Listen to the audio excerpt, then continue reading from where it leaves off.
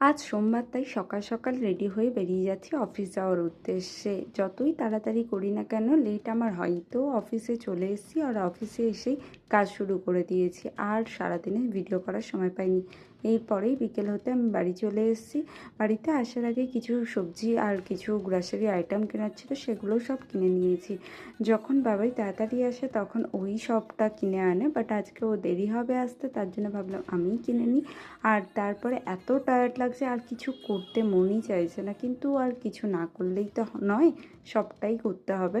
তো বাবাইয়ের যেহেতু আজকে লেট আসবে, তো তার জন্য রান্না বান্না ঘর গোছানো সবটা আমাকে নিজেকে করতে হবে।